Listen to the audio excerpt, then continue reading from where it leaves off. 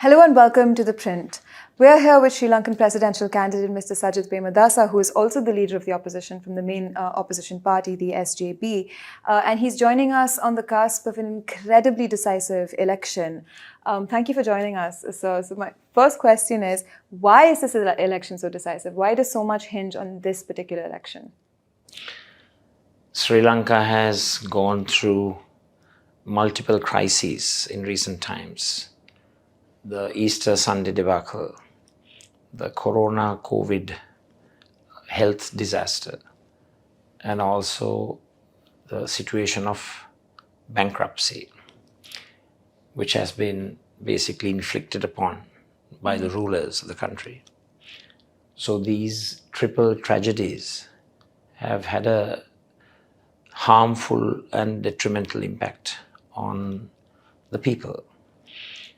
So today we are at the cusp of an electoral mandate which will decide the future destiny of our country, the future progress of our people. And it is very important that we have a massive correction on the vision and the path that the country travels on. Because right now, we fervently believe that the present economic and social policies and governmental policy as a whole is mishandled, irrational, and not in the national interest, nor in the interest of the people. So there needs to be a massive correction that needs to be done. And we are confident that the people of the country will provide us with the requisite mandate to make that correction. Before we go into the current political landscape, I actually want to go back to this latest inflection point that you were talking about in 2022, the Aragalaya. You very categorically didn't form the government in 2022. Can you tell us a bit more about that decision? Well, it was an issue of mandate and also an issue of working with people who are responsible for this disaster.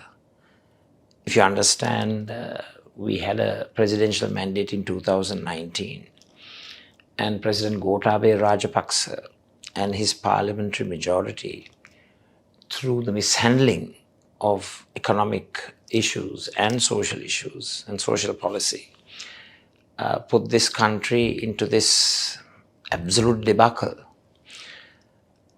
So if you had become the president, or if I may say so, the interim president, you are coming in with an extension of that failed mandate, and all your policies would have had to be approved by the very same majority which plunged Sri Lanka into this crisis. So we were very, very forthright in our position that we will assume government only with a people's mandate, not from a mandate provided by the very same majority that took Sri Lanka into this huge economic disaster. But the current president, President Wickremesinghe, he, has been talking about how he cobbled together a government of people who wanted to help fix the country, and that is why he formed the government. But he also, this election, has been accusing you of letting another opposition come up in the form of the JVP and JVP gathering strength. What is your response to that? And why do you think Mr. Anurakumara Dissanayake, who heads the JVP, why do you think his campaign is striking such a chord? Well, first and foremost, if you look at the very people who are impacted by this economic disaster, what this present president has done, he has employed a policy of making the economy small, contracting the economy, making livelihoods small, thereby creating immense detrimental impacts on the people. For example, over 260,000 micro, small and medium-sized enterprises have closed down. There's huge unemployment. There is rampant youth unemployment. Poverty has shot up like nothing. According to certain private surveys, it has gone up from 3 million to 7 million. And I believe that figure is much higher right now. So, stabilization, doing things to bring in stability, at what cost? There's a huge human cost. They have negotiated an IMF agreement which is not to the benefit of the people, it is to the detriment of the people. It should have been a more precisely negotiated, people-friendly, people-oriented agreement. And we have spoken with the IMF and its representatives to make sure that the IMF deal is transformed into a more people-friendly one. So I think the arguments that he has put forth are not so credible. It has been his lifelong ambition to become the president. He knows that never will the people of Sri Lanka will vote him in through the ballot.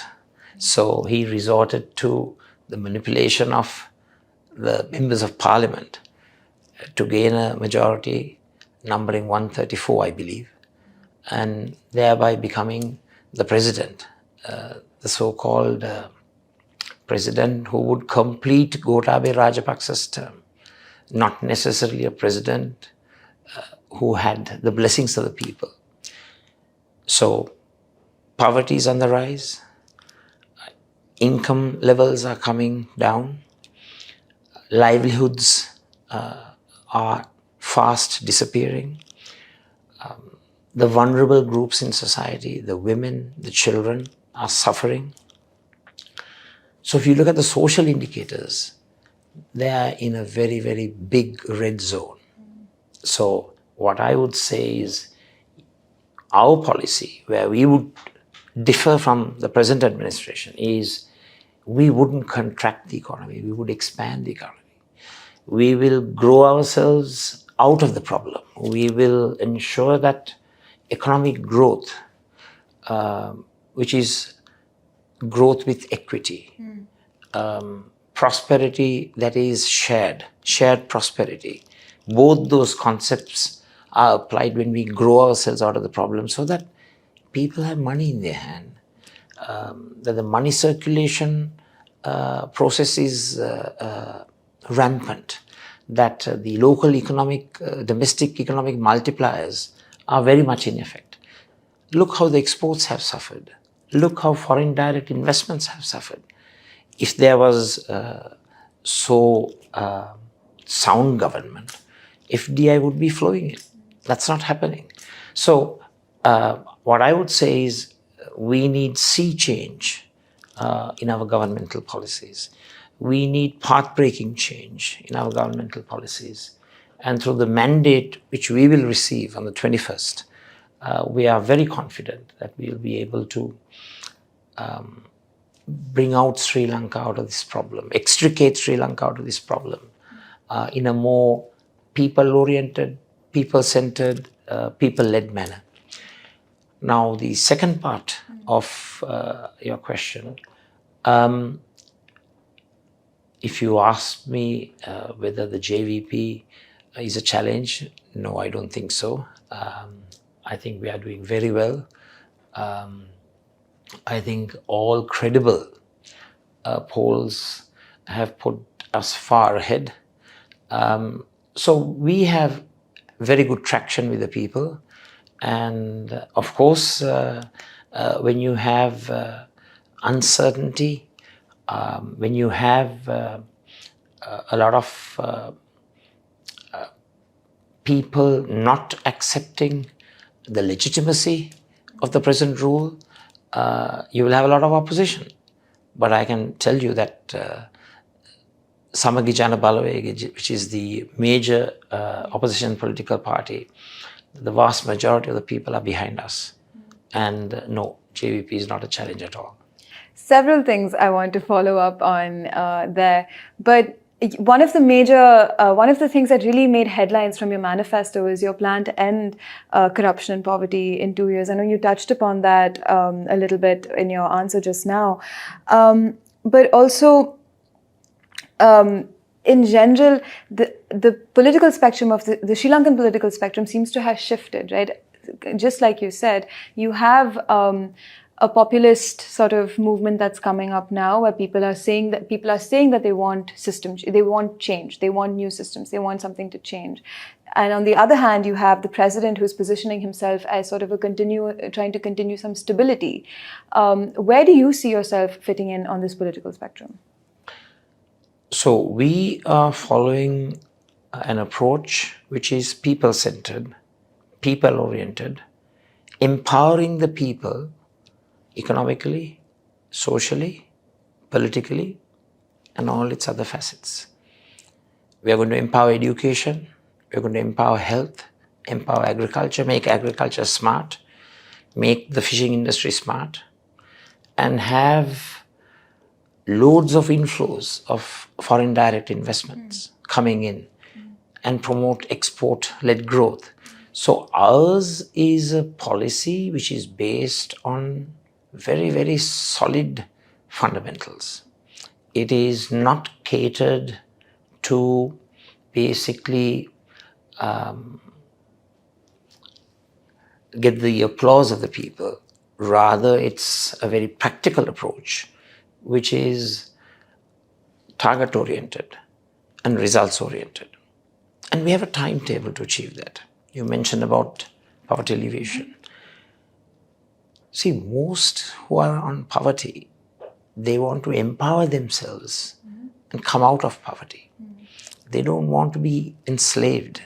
They don't want to be hostages of the government or the state, which is why we have a time-targeted policy, a 2-year subsidy program, but not a subsidy program of handouts.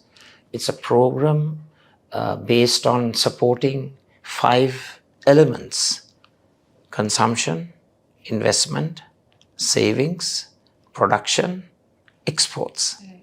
So those subsidies, together with another financial package, which is loan-driven, low-cost capital, will all cater to, that is providing capital where the recipient finds it affordable to pay back. It is access to affordable capital, that's what you call it. So the financial package, which will be in the form of subsidies and also a loan package, will ensure that within 2 years, that particular household which was in poverty will extricate itself out of poverty, empower themselves in a variety of arenas, that they will be out of poverty. So we will be pumping in a lot of money, but only for a particular time period. And within that time period, we have to ensure that those households become more empowered and they come out of poverty. I mean, it sounds like you've got several welfare schemes planned for the people. The offset there is, are you open to FDI flows coming in from, say, countries like India, which has several projects going on in Sri Lanka already? But also, do you feel like the current political and economic climate in Sri Lanka is friendly towards those FDI flows? So I wouldn't like to call them welfare policies. These are policies that are empowerment programs, helping the people help themselves. So, and these don't go on till time immemorial, or these programs don't go on forever. Now, as far as inflow of investments are concerned, we have very, very bad rankings in a variety of indices which are crucial to ensure that foreign direct investments have a free flow inwards. Ease of doing business, anti-corruption, possessing one-stop shops to gain approvals, bureaucratic obstacles and bureaucratic bungling. These are all aspects where Sri Lanka is failing even now. So we will ensure that investments, foreign direct investments, are promoted, are facilitated. Today, by the time most investors go through this huge bureaucratic process of getting the approvals done, halfway through the approval processes where you have to go to 15 or 20 odd institutions, they think of going to an alternative destination with their investments.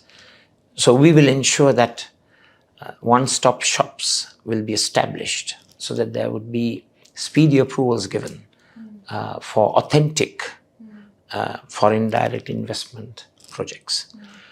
We will ensure that there is responsibility, accountability and transparency to make sure that corruption is eradicated. We will ensure that all transactions will take place on digital public platforms so that everybody knows who the government is doing business with. Everybody would know that, yes, the government has established a level playing field for all the investors.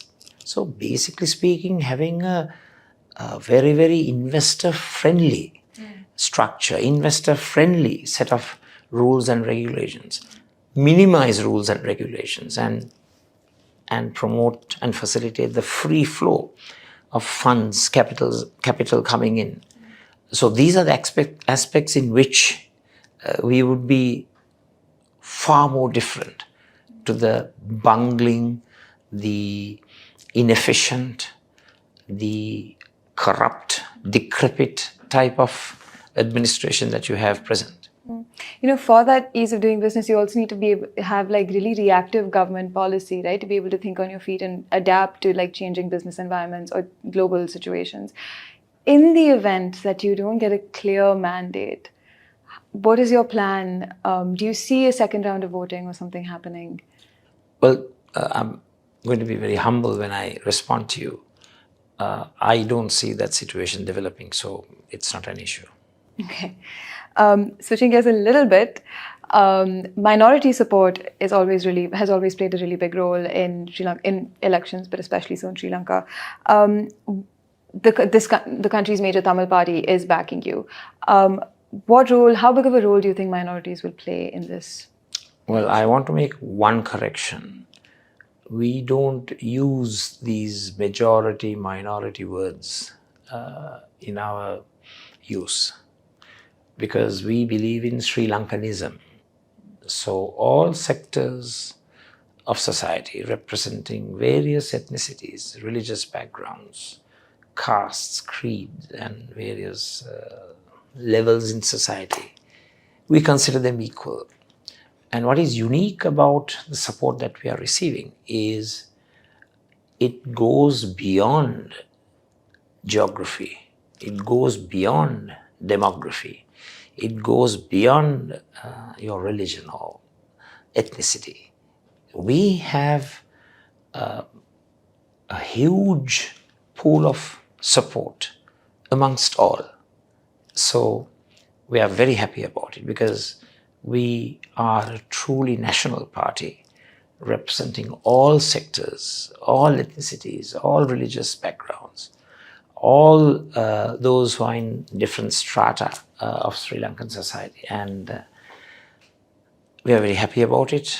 And we are truly a national party representing the concept of Sri Lankanism. One last question before we wind up. I have to ask this. You're sort of seen as, while Mr. Disnayak is sort of seen as pro-China, you are sort of seen as pro-India. How do you see Sri Lanka fitting into this or balancing this geopolitical scale? Well, I'm pro-Sri Lanka. So we will have a pro-Sri Lankan policy. We will work with India, we will work with China, we will work with all the great power actors, and we will all work with all that matter. We will work with the nation states in the international community who will add value to our country. So first and foremost, we are pro-Sri Lankan. And on that note, thank you for joining us. Thank you for taking the time to do this. Thank you for watching The Print, and keep watching for more such content.